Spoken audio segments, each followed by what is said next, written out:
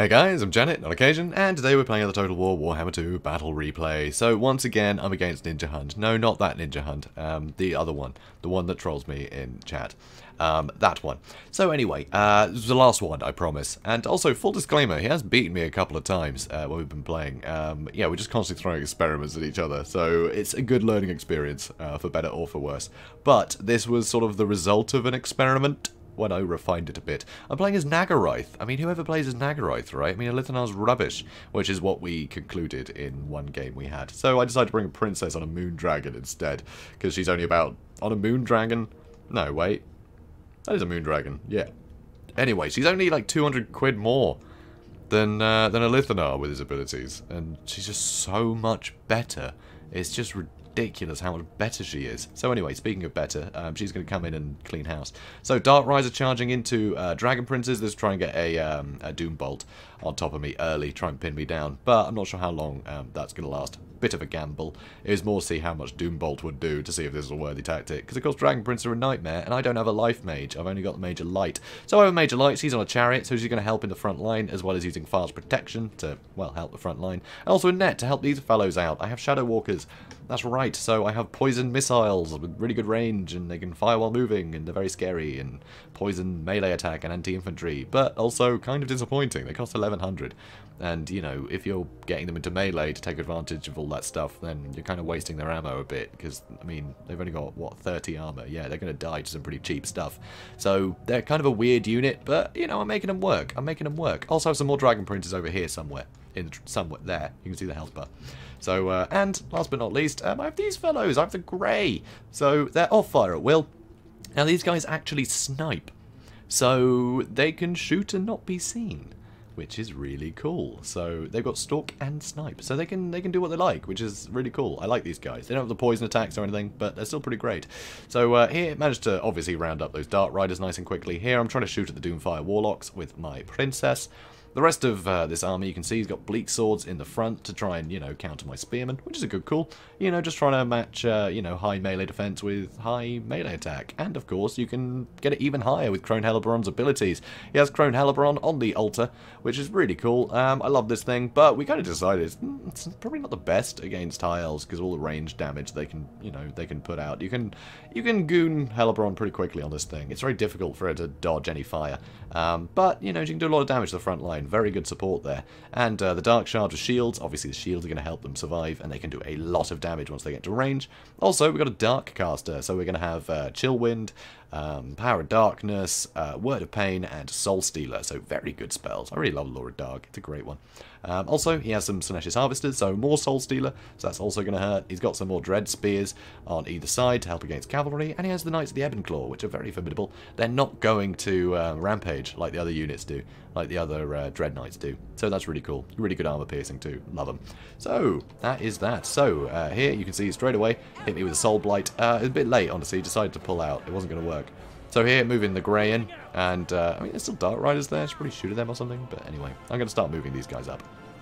And the Princess, she's going to be moving forward a bit. Managed to actually kill a couple of Doomfire Warlocks from range. Is this going to be a third? Yes.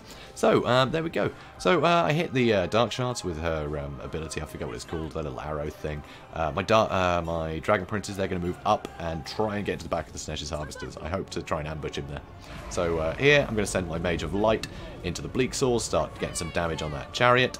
And I'm actually going to net Hellebron, because Hellebron is taking a crazy amount of damage from these Shadow Walkers. I mean, that 80 armor, it's going to help, but not enough. So she's going to be taking an extortionate amount of damage. The Dark Shards, they're going to try and go for my Princess, which is a pity. But I'm going to try and get Breath Attack off and then move. This is probably risky, though, honestly. She's taking far too much damage and I have no Life Mage. Otherwise, it would be fine. So here, Dragon Princes don't get a great charge off, but a bit of one. They get some good damage, but, you know, it's pretty even. This exchange, beautiful Breath Attack, takes out most of those Dark Shards. They've broken. Hellebron is broken, so still getting shot at, so that's lovely. And here, the Mage of Light actually charged into the Dread Spears, try and bog this stuff down, but of course he runs in with his Doomfire Warlock, so that was really dangerous. That was not a good move. So here, another Doom Bolt about to hit me, so that's a pity. But I do hit him with Fast Protection to try and weather the storm of the Knights of the Ebon Claw, charging it with the Princess and shooting them in the back with the grey. That's definitely going to help get rid of them. My front line is holding against their front line because, of course, with Hellebron out of action, they're not going to get all those massive buffs. They're not going to get the Gaze of Cain, which is pretty good. So I'm trying to shoot the Dark Shards, stop them shooting into my more expensive things. But here we can see a Word of Pain has been used on the Dragon Princes, but I need them in this fight, honestly. I just need to bog these Doomfire Warlocks down while I shoot them to bits. Because Snatch's Harvesters, well, not there. Knights of the Ebenclaw got dealt with. Snatch's Harvesters are now in this group. Here, get a rear charge. I think I had a rear charge. Were they facing me? You know what? At this point, it's impossible to tell. Anyway, I get a charge into the back there. Going to go for the Dark Shards again. And here, the Princess has been shooting at these guys. But here, now that the Dragon Princes are well and truly dealt with, that Word of Pain lasts so long. Oh. Anyway, they're going to finish the last unit off. And they're going to stand there for a second. Which is going to give me a great opportunity to do this. This. Okay, I've mistimed this. Anyway, blah, go. And blah. There we are. So, pretty nice breath attack. And with all this combined fire, you know, just Doomfire Warlocks, yeah, they're great in melee, but they are bad at being shot. So, Hellebron managed to kill her with the Dragon Princes over here. Front line, I mean, you know, it's fine, actually. Yeah, totally fine. So, my Mage of Light is back, so fast protection on these guys. I was going to charge all of these Shadow Walkers into melee. Going to try and hit her with a spell, and I do, so that's nice. So, Chillwind, going to get some good damage in there. It's really evening the score, but I do have Dragon Princes charging at the rear, and I've still got my, the Grey shooting into the rear of these Dread Spears, and he can't see them, which is hilarious. Here, though, a Soul Stealer, that's going to hurt. That's not ideal. And also the Scroll of Leeching, which doesn't do anything on a Princess, I don't think. I think it has to be on a Spellcaster. Anyway, so at that point, army losses and a close victory. Yay! I made Nagarythe work, but not with Alith. Because Alith, seriously, like, Alith, come on. It's just, ugh, so bad. But yeah, so I did alright with the Princess. A bit risky at the start, but I mean, it let the rest of my units kind of, you know, manage a bit better because they weren't being shot by Dark Shards. Shame about one of my Dragon Princes. The other Dragon Princes, you know, made up for it though. Them just coming in at the end. He kind of went all in to deal with these Dragon Princes, which meant that I was able to get very cost-effective engagements. Not for the Dragon Princes, but for everything else, backing them up. So it was a worthy sacrifice for these guys because I had a spare. So, you know, I wasn't going to be without cavalry. So that was fine. So them just taking all of the beating, because they can take a heck of a beating. They've got a lot of armor, physical resist, which doesn't help against Doomfire Warlocks, but it helps against the Knights of the Ebenclaw.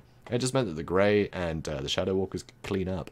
And if we look at the Shadow Walkers, yeah, 43 and 55 kills, not too bad. But that was all Doomfire Warlocks, Knights of the Ebenclaw, and Hellebron. They earned a silver chevron each. I mean, that is ludicrous, the amount of value these two got.